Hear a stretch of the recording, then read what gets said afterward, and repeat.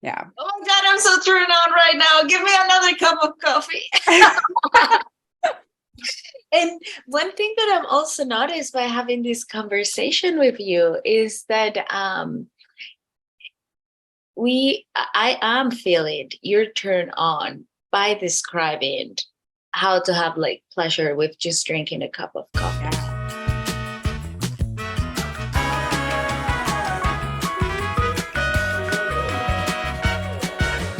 Everyone, welcome back to Pleasure Talks. Today we have a special guest called Rhea Roberts. Hi, Rhea. How are you doing today? Love, I'm good. How are you? I enjoyed the nice summer day.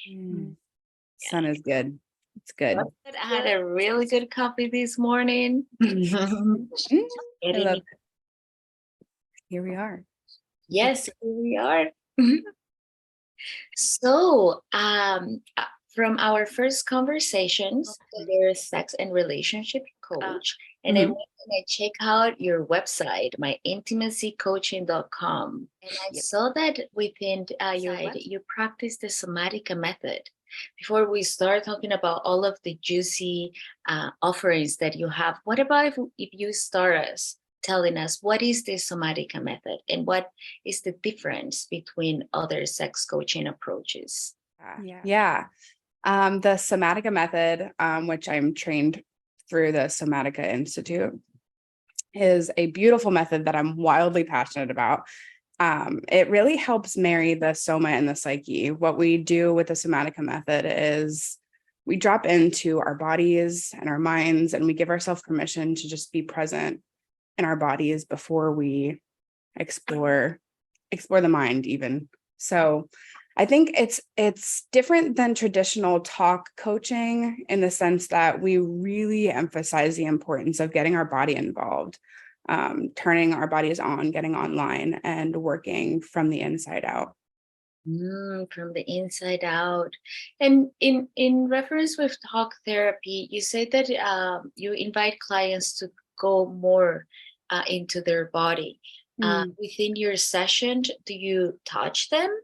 Do you have that physical contact with them? And if so, what would be some of the non-negotiables or barriers that you have as a coach to protect yourself and also to protect the client?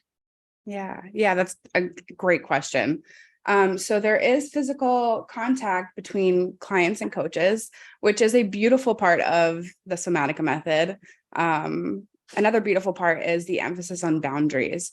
So within the physical touch realm, there are absolutely boundaries. For me, my personal boundaries as a coach and through the Somatica Method is there's never any touch that is orgasm oriented. So we're not touching to completion or touching for sexual gratification there specifically. But we are touching to get to know our bodies and get to have that feedback from our bodies that traditional talk wouldn't allow. So a good example of that is escalating consent, right? So a touch-based session when talking about consent might look like, is it okay if I touch your arms, and feeling what kind of touches you like. So it's, I would like some soft feathering touches from you today, or I would really need some pressure, some acupoints and pressures from my coach, and really getting to know what my body is needing based on the kind of touches that my coach is providing. Yeah, and what I'm hearing is because it's a dynamic, right? You can still offer like, hey, I would love to touch your breast. And then you have to wait for the other person. So in this case, like you will be like, well, maybe I don't feel comfortable, or maybe yes, you can touch them, but in this way, like you say, maybe soft or maybe hard. Maybe they're feeling tender. And within this conversation, that yes, the goal is not orgasm, but just more of the self-discovery of like, how do I feel when I touch her breast, right? And how do I feel when I receive maybe a no, or maybe a yes, or maybe a specific suggestion of what the other person wants to receive. And I feel like in everyday life, we don't create a lot of spaces for this. Mhm. Say no, or oh, I don't like that. You know, when we hint a little bit of like that rejection, but not towards the person, but maybe towards the activity, then our, you know, our something goes up, like, oh, you know, they don't, the trauma, the triggers. It's like, oh, Right. they don't want me. Oh, they don't know. Yeah. Mhm. Yeah. Yeah. I love the offer of a yes, but, and I think that is a huge lesson in boundaries and consent of like, yes, I would like this, but I would like it this way. And just bringing that power back to yourself, and really understanding what your boundaries are in that specific instance and knowing that they can change at any moment. So Mhm. it's a really, really beautiful lesson, that I think you can get out of the Somatica method of like working with a practitioner that understands boundaries and consent and has their own, and will be able to have those conversations with you and be able to teach you how to have those conversations with yourself and others. Mhm. So it also sounds like within the session, um, you and your client practice uh, like situation where the real life experience will come next. Yeah. You're like maybe shy, maybe not ready, and then Right. in the session could be like, I want to do this, but I don't know how to do it. Can we just Yeah. do this within this session and see? Yeah, it sounds Exactly. also very playful. Yes, there's a lot of play. And I think that's play is something that I'm wildly passionate about, in all areas of my life. And I think that this method and this coaching style, it really helps to invite play back into all the corners and edges of your life. So, what can you tell us about adults' relationship with play?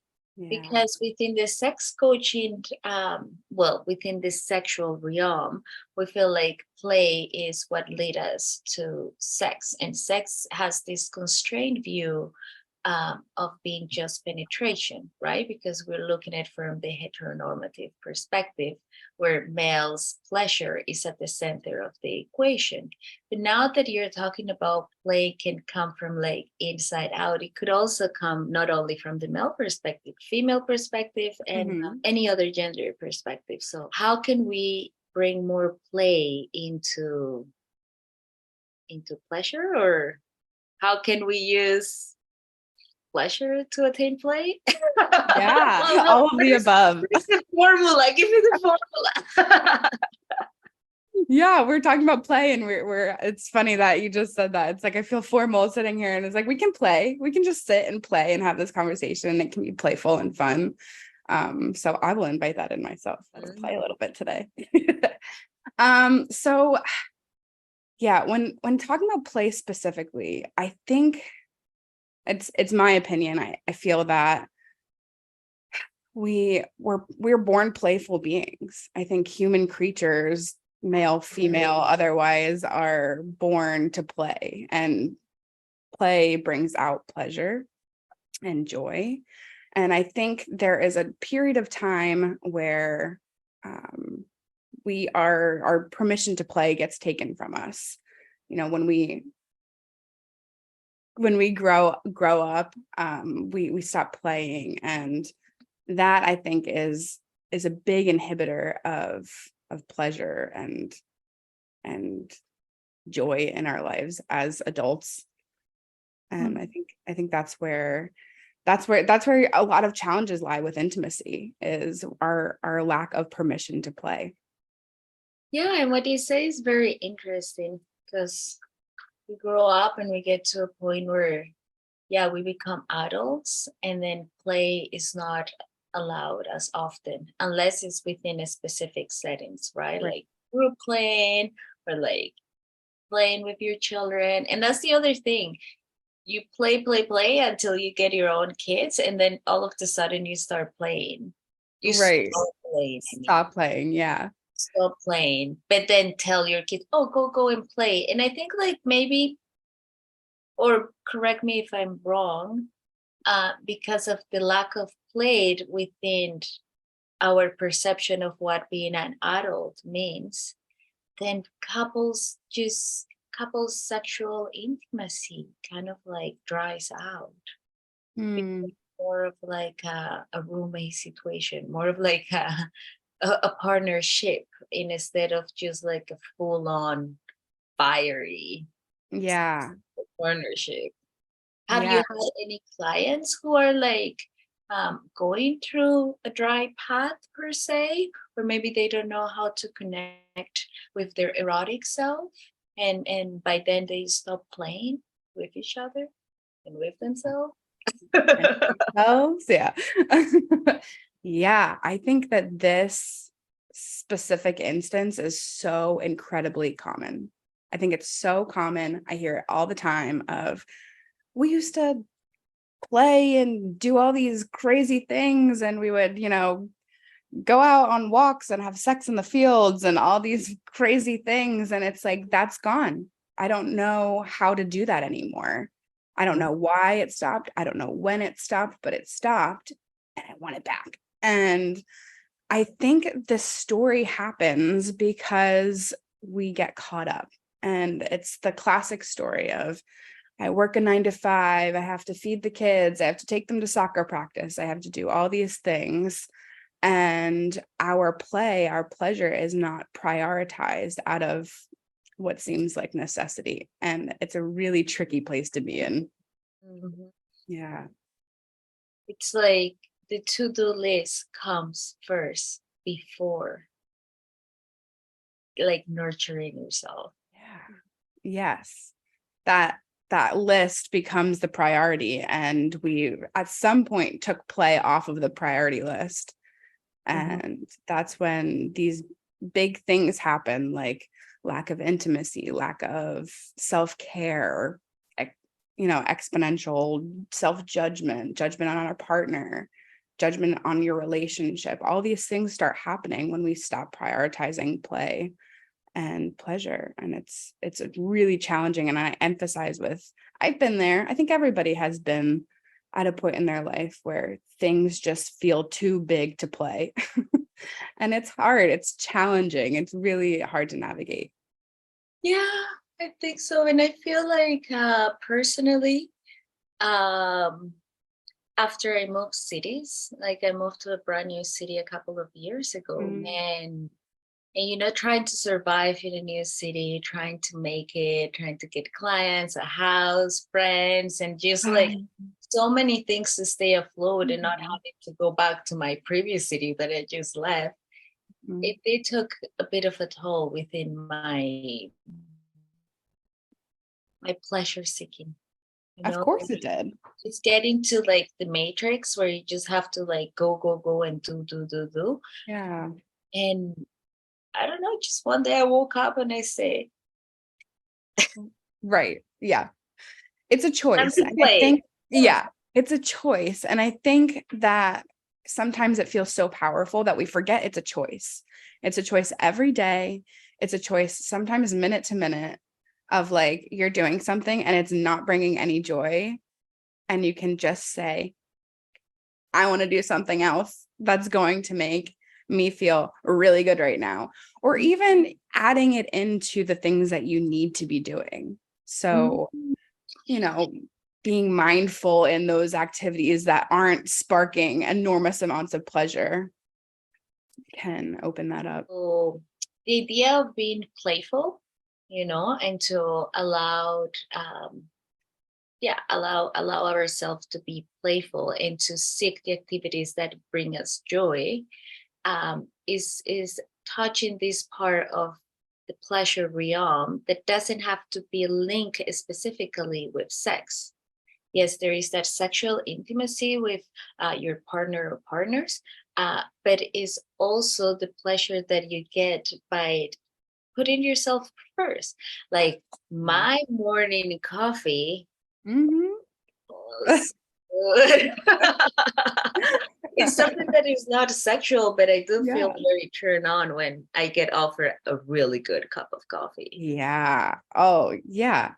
Absolutely. Absolutely. And I And think, my first, oh, sorry. I was going No. to say that from your perspective, can you tell us more about how to maybe access this type of pleasure that is not linked directly with sex, but Yeah. it does have this erotic energy in it? Yeah, absolutely. I think it kind of circles back and ties into making it an active choice. When pleasure hasn't been a active participant in your life for X amount of time, it can be really challenging to access it again. And it has to become a conscious choice in any activity that you do.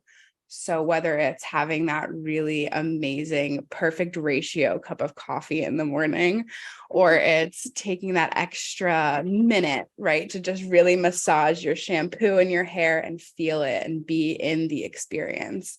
I think the key word there is mindfulness and active choice to bring in pleasure into those everyday tasks of, yeah, every day I have my cup of coffee, but today, maybe just for today, I can really take my time and feel how warm it is in my body and taste every little morsel of that sugar that I put into it and create a sensual, beautiful, pleasurable experience in that.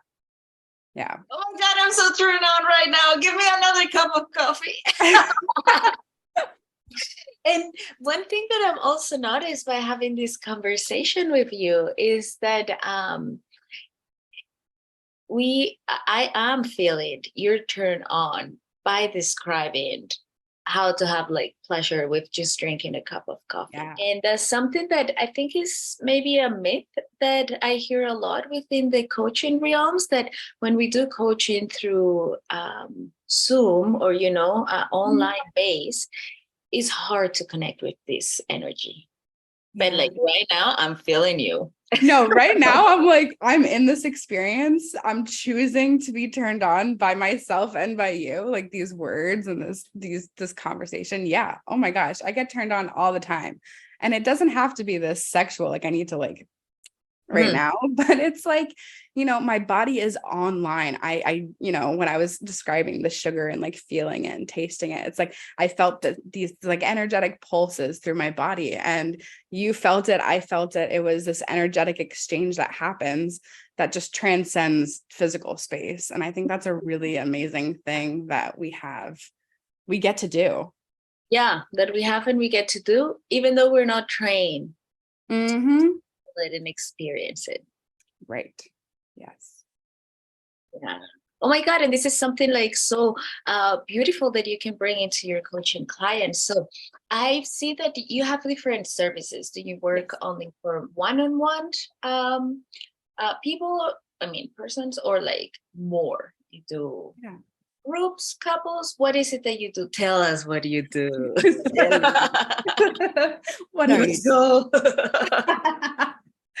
Well, my dear, I am currently offering coaching sessions one-on-one, couples, and polycules. So that term polycules, I don't know where it was coined or where I found it, but I love it because I think it really targets a demographic of people that don't have a lot of access to tools to navigate polyamory or open relationships.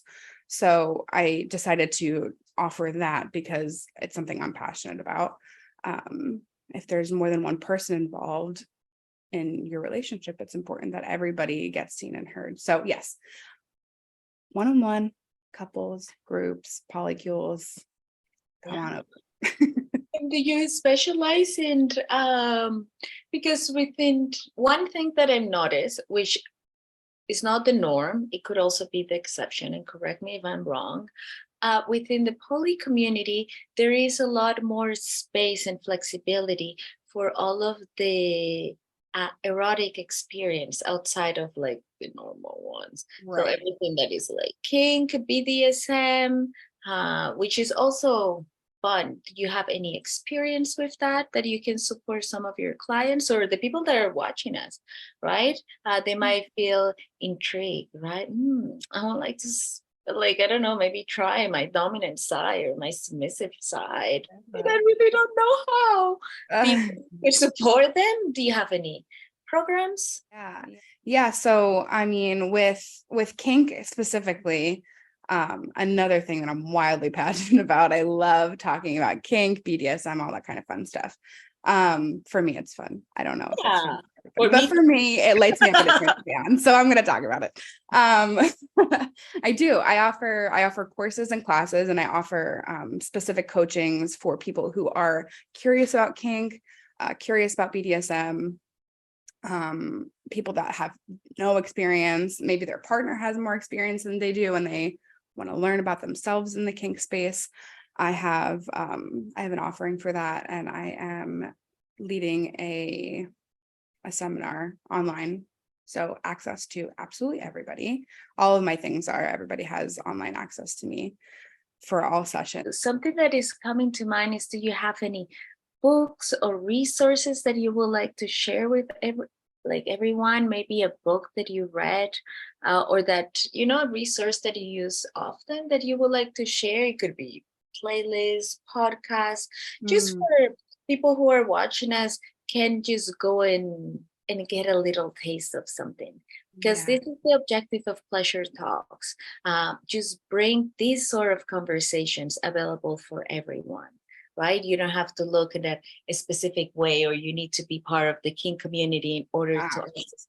No, everyday people should have access to this information, and the more you share us from your coaching perspective, the more they will feel maybe inclined to seek your resources. So Yeah. any suggestions that you could give our listeners and Yeah. viewers? I think we would be remiss to not talk about Miss Emily Nagoski. I love her dearly. I think she is wildly passionate and educated on all things pleasure and sex and at sex education. What is She one of her books? Yeah, a great book of hers, Come As You Are. Um, Yes, you know it. I know you know it. Come As You Are by Emily Nagoski is a great book for someone who is maybe just getting started or has questions about themselves in the sexual realm or in the intimacy space.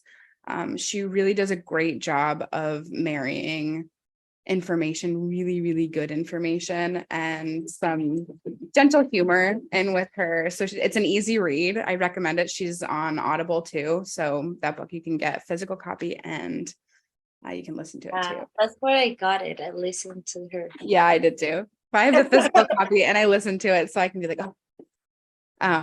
But yeah, Come As You Are, Emily Nagoski. She has, I don't know if it's currently running, but she did have some podcasts out.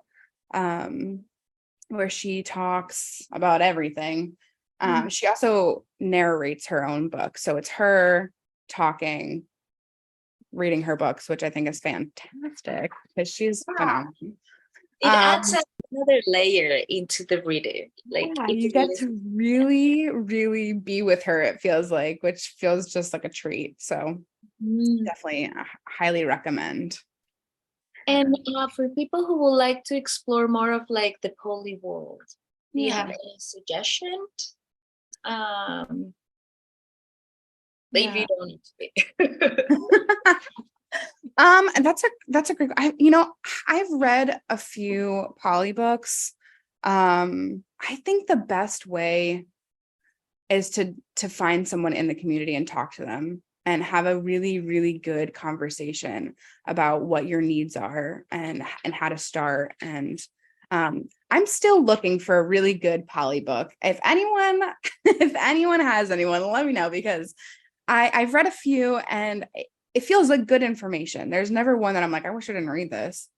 But I think the best way to get information about polyamory or an open relationship is to really have a good conversation with someone who's been in the community for a while.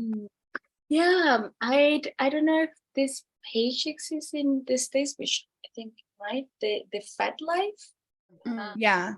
It's a platform where people with different fetishes can just post, and then they're like divided into different cities. Mhm. And then you can create community. Not long ago, I just joined, and I was amazed by how many different events. People are Yeah. creating around, around town, especially during the summer. Yeah. And one thing that I love the most is how specific they are. So They're like, so specific. It's almost comical. Like how specific that site gets. Yeah. this is the Mm-hmm. way that we're gonna be dressing. These are like the areas for play. These are the rules. These are the like boundaries. These are the non-negotiables, and everything in between. Right. So I felt even just by reading the Mhm. description of the event, I was like, I want to go there. Like, yes, please. Yeah, FetLife is a great resource for people. Now, mind you, it is, an online community. So, take everything with a grain of salt. You're not, Yes. for sure. It's like it's kind of like a MySpace or Facebook for kink and fetish, which is really fun, but inaccessible and user friendly. So Mhm. yeah, Fed is great for really, and don't think just because you're in a small town, you don't have a community. There is community everywhere, On an everywhere, island, and there is tons. And tons. I think like just maybe not as a warning per se, but just for people to be mindful is that once you enter into those platforms, of course there are people who feel more comfortable with nudity and Right. also to show pictures of like their genitals or being tied up or any form of expression of their kinks. There will be pictures there. So by accessing their space, you also need to have like a certain level of like flexibility, not to judge them right away, because Yeah. the way that your turn ons doesn't necessarily match mine, but it doesn't mean that I'm gonna yak on yours. Right. So if you're entering into this space out of curiosity, just have like an open mind and not reject what you see so quickly, Yeah. because at the end of the day, right behind that image of the person who is all tied up and sweaty and just like Yeah. Yeah. basking in pleasure, there's a human being there who has a lot of like feelings and emotions, and maybe that's the way they want to be seen, and Mhm. they like to be seen that way. They feel special. Yeah. So Yeah. That was a perfect message for that. I think everybody expresses their sexuality online and off in different ways, and reserving your judgment as best as you can, or just going in with a headspace of, yeah, people are different than me sometimes, can be really helpful in navigating that community. yeah, and different is not necessarily bad. Yeah. Different. Mhm. It's fine. And I think like this is just once again why I wanted to create pleasure talks, because the way that we experience pleasure is a mix between our attractions and our obstacles, right? So if Yeah. I'm attracted to someone, but then maybe that person is not available, or maybe lives in another place, or maybe Yeah. whatever it is, that obstacle is just like the excitement builds up. And Yes.